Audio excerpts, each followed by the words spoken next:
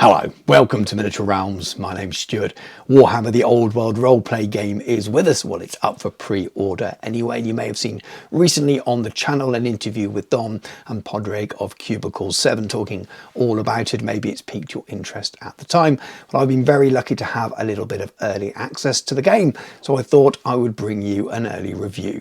A quick note from future editing Stu here. At the time of filming and recording this review, I didn't know the dates for pre-order or when it was going to be live. That hadn't been nailed down at that point, but the pre-order is due to go live on the 19th of June at 4 p.m. and there will be a link in the video description, so you may be watching this just before pre-order, so get ready to go and pre-order if you're excited about it like I am on the day.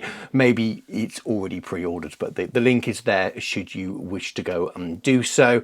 There's lots of stuff coming with that pre-order. I don't know the prices of any of it at this stage. My understanding is that while you'll be able to order the GM's guide, the actual download for that, because you get a digital copy as well, will come a little bit later on because that's not quite finished at this stage, but you can obviously still go and pre-order it. If anything's different from what I've said there, it's because I'm recording this before this pre-order goes live. Anyway, to the actual review.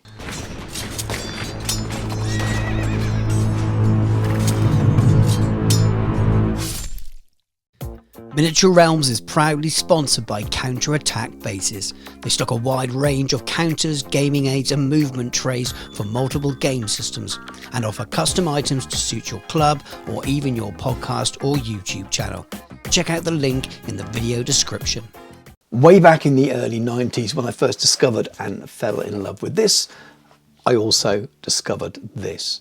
And for a long time, the two went hand in hand. They definitely helped me develop my understanding of the world of Warhammer and definitely my love for it. And looking back now a little bit more retrospectively, you can see how Games Workshop's journey maybe went along that same path as well. And the expansions and the way that it developed in Warhammer Fantasy Roleplay definitely fed into the world building that we saw in the tabletop war game. And yes, those paths diverged quite a lot towards the end and different companies producing games towards the end, but I think they're very important. And that's why I wonder whether the same thing could happen now and help drive the world building of a game, when they can bounce off each other a little bit and help create that new narrative in this new time period that we find ourselves in. As I've already alluded to, I've not done an awful lot of tabletop roleplay games since back in the early 90s playing first edition of WFRP. So I'm not the best for reviewing a roleplay game objectively in that kind of sense. But I review a lot of stuff and I play a lot of games, be that tabletop board games or board games. So I think that I've got a good idea about the way something is written and the way it might work. But also there's that perspective which many of you watching this will be, like myself, older gamers returning, remember playing a little bit of roleplay back in the earlier days, but maybe haven't played the later editions, or maybe you're a tabletop war gamer who's looking to expand the narrative of that side of their game and looking at tools like this, having maybe seen some of the beautiful supplements that Cubicle 7 already make for fantasy, for WFRP, and use those as coffee table books to flick through all the beautiful pages of all the cities and the stories that you love. I think there's loads of possibilities for that. So I'm factoring all of that into my review of this game, but bear in mind I haven't played a single game of it. This is very much an overview, looking at what we've got and what's coming, with a hope that it will give a bit more information to people out there like myself who's maybe returning to a bit of roleplay, but also might look to use it just as a way of expanding narrative tabletop wargaming. So what do we have? It's a new game that runs on a different system to WFRP, which isn't going anywhere. It's in its 4th edition and they have far more plans. In many ways it's a bigger game and maybe it will continue to be a bigger game. Who knows? So if you're a WFRP fan and you're watching this, and I've said this before in this video already, I may even say it again, they've been very clear it's not going anywhere. But what have you got if you're looking at this from a new? You've got a 2-book release to start with. Now, some of these things, as I'm recording this, I don't know the release dates, so I'm going to leave those things grey. As you're watching this, they would have been released by now. There are other things coming down the line as well, and I refer you back to that interview I did with some of the things you might look forward to. But initially, there's definitely going to be two books. We have the Player's Guide and we have the GM's Guide. And the Player's Guide contains kind of the core of the rules, how you do everything, and every player is going to need a copy of that, really. GM's Guide is more of an optional thing if you're looking to run games, but I'm guessing it's going to have a little bit more background around the setting as well. So again, if you're looking at this from a narrative wargaming's point of view, that might be useful to pick up as well. Now, the setting is obviously Warhammer, but Warhammer the Old World is set before the Old World that was before WFRP era. It's 2276 was where the wargame generally set, and we've got that similar kind of time period here, and the focus of this is the Old World. It's around the Empire, but there is room and scope to expand well beyond that, and definitely creatures and races and origin stories beyond that area as well. Cubicle 7 are using Talagad, a town in Talabek land near Talabheim, to be the focus of some of the narrative at the start, but all the little hooks and things that they placed in these books can be used in other towns and other settings if you want to. It's just a way of leading players into the game. I think all of the initial campaign material will be around that. We're going to have a Games Master screen and some extra things coming as well. But rather than me try to remember all of that and potentially get it wrong, because maybe stuff's gone up for pre-order that I wasn't aware of, go back and watch that previous interview. My first impressions are the beautiful full colour books. And if you've seen Cubicle 7 stuff before, that won't surprise you at all. They're lavishly illustrated, full colour throughout, really beautiful looking things. You can pick up the hardback books. You also get PDF copies as well when you pre-order.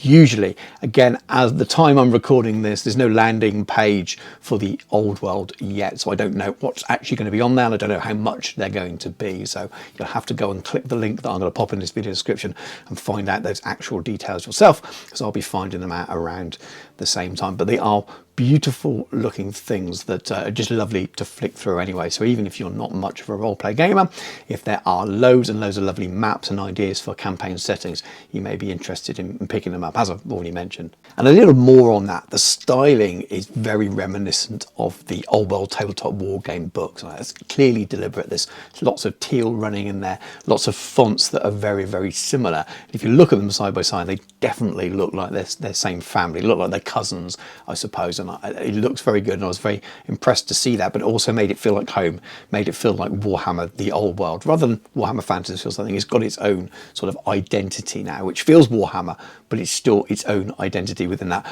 broader family of Warhammer. And there's lots of little touches throughout that you will recognise as well, including some maps and things that are absolutely shared with the main Games Workshop side of the business, because Cubicle 7 are a completely separate business and do this under license. Something you will notice that some of the artwork is slightly different.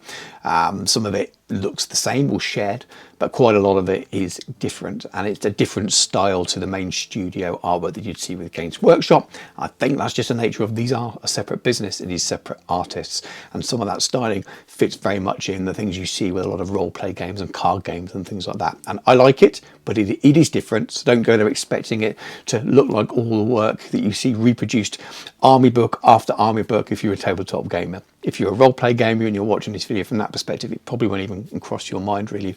Either way though, there's lots of beautiful artwork in there. Like any book, you have your favourite pictures, you have ones you don't like as much, but overall I think the overall visuals are just really, really stunning throughout, and it was really well laid out and easy to read, and I really enjoyed it. So let's talk a little bit about the way the book works. As a returning RPGer who's picked up the odd thing, I've picked up the 5th edition D&D starter set. I've got quite a few Cubicle 7 publications for the reference material uses that I was hinting at quite a lot earlier, but I wasn't really sure what to expect when I started to actually read it from understanding the rules and how to play this point of view. But it's got a very, very nice linear narrative journey to it. It made total sense all the way through, adding layers of information in a very easy to read way, and I got to the end of it thinking I've got a pretty good grasp of how I could play this game. After a short introduction about the basics around how stats work, just so you know what you're rolling for, it takes you very quickly into character generation, and you're basically rolling on D10 charts. Most of the time you're needing D10s for this game. Most of your rolls are just for D10s as well, occasionally a D100. Now when you're rolling for your characters, you can do an awful lot randomly, and you can get extra XP for doing it that way, but of course you can choose some things yourself as well. But if you're new to roleplay gaming and you're not sure you want to come up with the full idea of your character yourself, you can do it all randomly if you want, which is a really nice touch. You start really by choosing your character's origin, which makes sense, be that a Bretonian or a halfling or a dwarf or a high elf or wood elf even. There's lots of different choices there. And then each character origin has some descriptions or some little comments by the other origin stories, the other races. They get to describe that race and how they are, whether they're haughty or whether they're grumpy or whatever it happens to be. And it's quite amusing, but it does start to build narrative and story and an idea of the way the world is there. Then you can choose their career and the status that goes with that, which is a bit like a social class that goes with those jobs as well. After that, you have quite a few pages on those chosen careers, which gives you their extra skills and a little bit of extra stats that starts to build your character. There's some beautiful artwork, some descriptions of what they do, and there's lots of famous things there as you would expect, including the old Woofrup favour rat catcher, but there's lots of modern things as well. You could be a Bretonian knight, that kind of thing, as you'd imagine for a Warhammer the Old World game. But you can be very normal people, but you can also be slightly more heroic to start with in your career.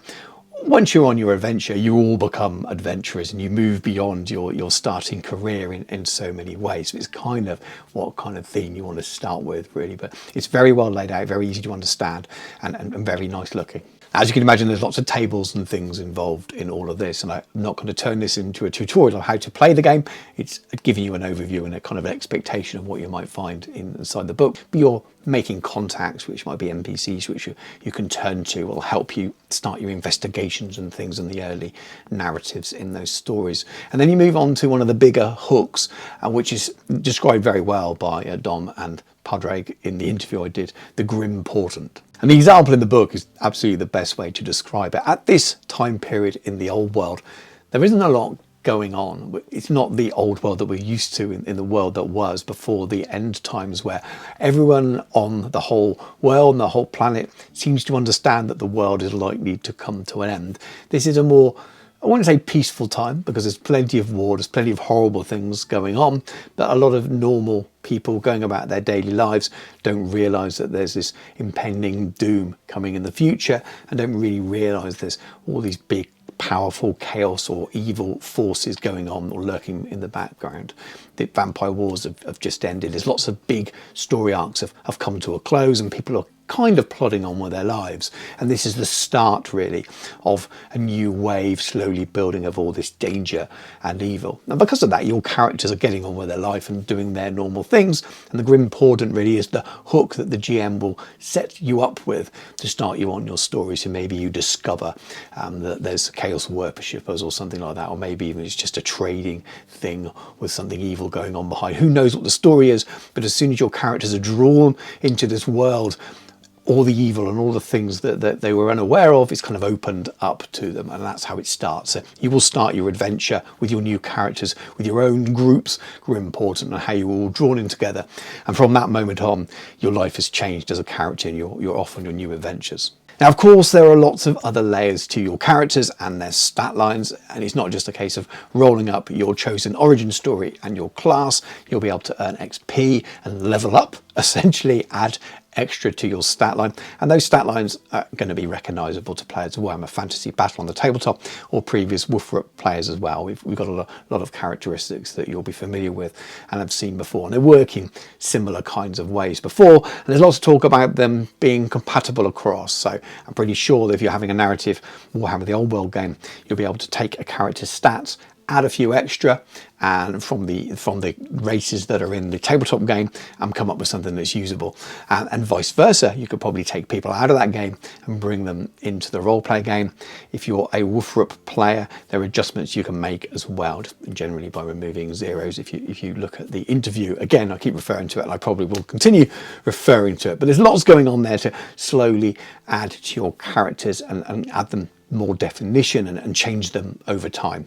But there are talents that may well match with your character's profession or other experience they've had. There are laws, things they may have learned through education or things they may have learned through a job they've done. There's also understanding of religion and magic, and all of those things can kind of be linked to that as well. And much of that, of course, as well, is cultural, depending on what part of the world you originate from. And there's some explanation and some ideas about some of the enemies you come up against as well. So while you might not be playing an orc character, there are some details around the way they may behave, what kind of lore they have for their characters and how that will work. I'm guessing that's going to help the players when they encounter them, and their own kind of in-world understanding of what those races are, but then also the games master as well when they're making NPCs and foes to come up against. Moving towards the end of the character generation, you're looking at their trappings to discover what equipment and belongings and things they have and what they could have in the future. And you've got some stats for some of those, and all of that kind of stuff you'd expect to find in a roleplay book like this.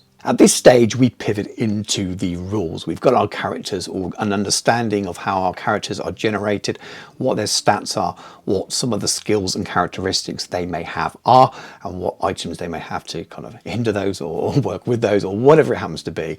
And he's now learning the basics of the rules. And they are incredibly straightforward, as I've already mentioned. It's a D10 system that is different from the standard WFRP system. And again, I'm not going to turn this into a tutorial on how to play the game because I haven't played it, and that would be absolute madness. But you're rolling these D10s in pools. The pools are determined by your stats of your character, and then your targets are going to be based on the skill and their corresponding characteristic, essentially. But you'll be rolling your pools of dice, and if your target is 4, for example, on your D10, so anything 4 and under is going to count as a success. So you're rolling 5 dice, and 3 of those score that score. You've got that and any number of successes. In most instances, you only need 1 success in order to achieve what you want to do. But the more successes you have, the better your success will be. And maybe if you're struggling a little bit in the opposite way, maybe the consequences could be even more dire. And of course, there are loads of modifiers to those as well, just like there are in many games. They'll add to this or take things away depending on the current situation your character finds themselves in and how kind or horrible your GM is being to you. And there's also something called fate, which all characters may want to use at times to get themselves out of a tricky situation, and you can maybe use that for a reroll or to perform an extra action or something like that to get you out of a little tight situation. And I think in your stat line there's a number that tells you how many times you can use that per session. Combat looks to be really narratively driven as well. You're not just rolling a pool of dice, determining who wins, and then going back to the roleplay session, which it sometimes can be. And again, I'm not a really experienced roleplay gamer, as I've already said, but I have experienced that in the past as well. There can be a little bit of disconnect unless you've got a really incredibly good games master taking you through it. But these are very narrative in their design. Your combat or your battlefield area is zoned. You can choose where you are, and it's zoned not by squares, but just about areas that kind of logically make sense about where things are positioned. And your actions may well be moving from one to another, crouching, dropping down, drawing your weapon, knocking an arrow, that kind of thing, as well as making an attack or a strike as well. All of these form part of those combat actions, which means you're kind of setting or telling a narrative story about movement and action and talking and shouting in it, rather than just like, right, now you're in combat, you're both rolling dice. It seems so much better, at least on paper anyway. It excites me. It sounds like the kind of thing I'd really like. A lot of one-on-one combat is opposed rolls as well. So you're rolling the pools of dice, the player and the NPC, or maybe even 2 players fighting each other, and whoever's got the most successes there is going to be winning that part of the combat. And it can be quite brutal as well. You can take wounds, and those wounds don't just kind of brush off. It doesn't mean you're going to die super easy, but expect to get hurt in this game, and those wounds could continue on. So you might need to be healed, be that by an operation or surgery kind of thing, or by a healer, or maybe by faith, one of the many gods that are around in the old world. And maybe you'll be left with an ailment that will change. Maybe you'll lose an eye, maybe you'll have a limp, maybe you'll lose a finger or a leg or something, who knows. But you could injure yourself in a fight and it change your character for good. And then towards the end of the rules, really, there's a bit of guidance around exploration, how to find things, traps, I imagine, as well, social interactions, all of that kind of stuff, dealing with the non-fighty stuff and how you build those narratives, how it works as a game side of things, rather than just when the games master is choosing what happens through the storytelling and the player's actions. Sometimes dice need to be rolled as well, but there's guidance here for all of that.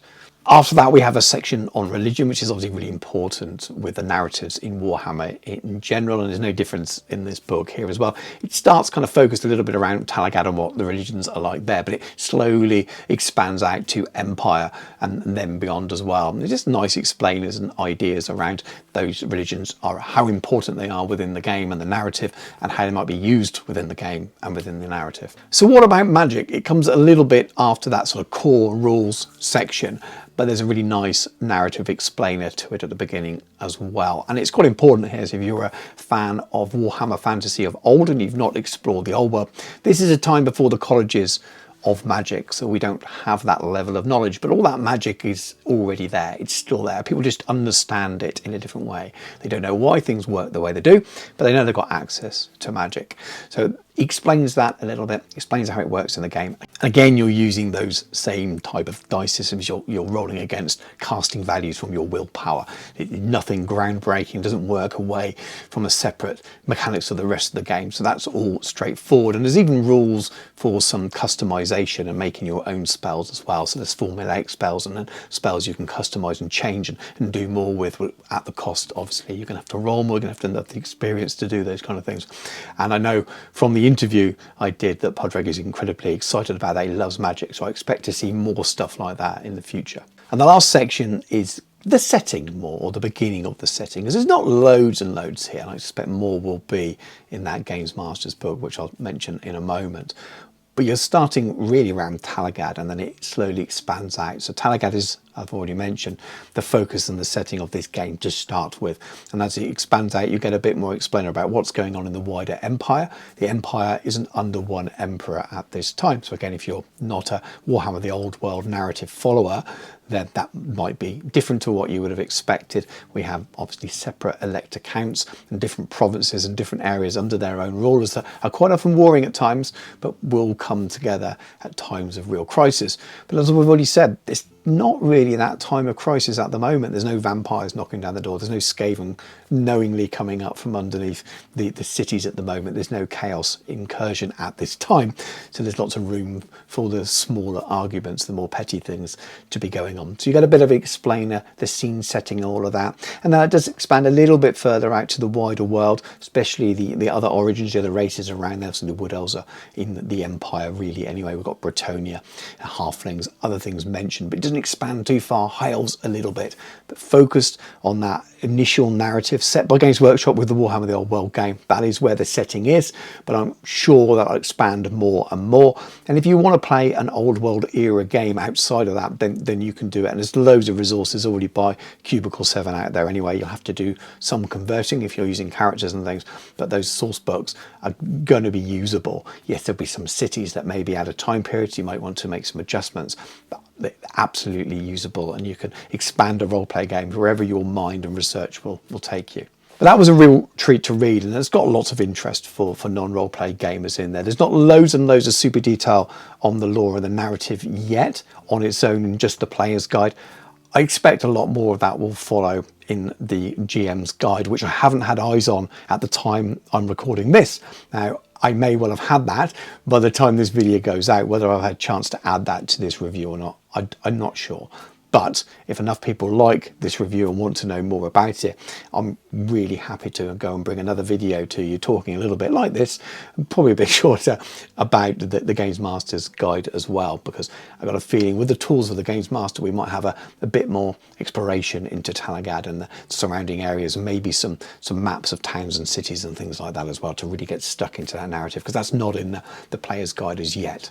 I'll go back to what I said at the start. It's incredibly well laid out. Having read through it all, I feel like I'm in a pretty good place to turn up at a session, create my character and get started, which I don't always feel that when I read sets of rules, and definitely with some other role-play games that I've read in the past, I felt like I needed that help. But having read this, I feel like I'm in a good place to do it. And also, my 10-year-old, I'm pretty confident I could sit down with him talking through how to create a character, and he would get it like that, no problem at all. and it's a world that he can start to adventure in as well, which is really cool. If you're a games master and you want to run a game, I think that games master's guide is going to be really important. I don't think there's enough in the player's guide, nor is it designed to do that. I definitely want to add that, but there's not enough in that alone to run your games from. There aren't enough maps or hooks. Unless you are really experienced and have lots of existing resources, then of course you could run a game. But if you're new to it or new to the setting, you're going to need that games master's guide to kind of make a start, and you need those initial resources, which are out at the same time. I just don't have my hands on them right now. And I'll give it yet another plug. Do check that recent interview with Dom and Padre, because they give us lots of ideas of what's to come. It's a huge list. They mention way more than I thought they would in an interview. I didn't think they would commit to quite so much so far in the future. We've got loads of ideas, and this is going to expand. It just shows what they're planning on putting into this game with all the plans they have as well. So I'm excited from that point of view, even if I don't do much role playing and I'm using it all as resource for narrative wargaming and little extras like that. There's lots coming that I'll be spending money on for sure. And I think for existing WFRP players, there's nothing to be worried about there, because they've said very clearly that that game is not going anywhere. They've got loads of stuff planned as well. And the fact that you'll be able to convert your characters either way, it does sound like there's going to be resources coming for that in the future as well. Nothing to worry about there at all. There's just two different systems now, and hopefully that won't cause any weird splits going on there. I don't think it will. I don't see why it would need to. And with two games, you are just doubling up on lots of resources, and you'll be able to dip into one or the other. And the High Elf Player's Guide for WFRP, well, how much the High Elves changed, if you know your High Elf history, that book is going to be extremely useful for a High Elf player in the Old World game, even for reference and understanding and ideas. Yes, not every stat's going to work, but in terms of a reference, it's going to be perfect. Be similar with the dwarves and things as well, which is also something that's up for pre-order at the moment, I think. So lots of really good things like that. Again, if you're looking at doing narrative gaming with a little role play elements in, these books could be really fun, and all you need to give you a bit of an idea as well. So loads and loads of possibilities if you're part of the Warhammer, the Old World hobby, as a wider branching kind of expanse rather than just painting your miniatures and playing the tabletop game. But thank you very much for watching. It's a bit of an unusual kind of review, and I know not everyone who watches this channel are going to give a hoot about a role play game. But I hope there's enough of you who are interested in Warhammer and Warhammer the Old World in general to at least take a look at it and have a look at the pretty pictures at least with this game. And I do think it has possibilities, and I will bring more content if people are interested in it as well. I'm going to bring some more content on this for sure, even if this hardly gets any views, because it's something I'm passionate about, and I should always put out things on the channel that excite me as well. But if lots and lots of people are really interested, that might push me to do even more, and I'll definitely be reviewing up and coming things as and when I can, especially when there's a hook or a link to something I'm doing with a tabletop army as well, because that would just be perfect. If you've enjoyed what you've seen here and enjoyed the video, please do give it a like, drop a comment below, let me know what you think. That was the most interesting thing. I don't want to know if people have played WFRP in the past and they're interested in giving this a go. Whatever you think, as long as it's polite, pop a comment below. Subscribe to the channel if you haven't already done so. Check out all the other videos on there. There's not loads of roleplay game stuff on there, obviously, as I've mentioned many times, but there's lots of other stuff that's adjacent that you might find interesting if you're new. And if you're into Warhammer the Old World, there's absolutely loads on the channel that you may well like. If you'd like to support me, I have a Patreon, which really is the best way you can help me out. There's a link to that in the video description, including some of my affiliates and things as well. But thank you very much for watching. Take care, and I'll catch you soon.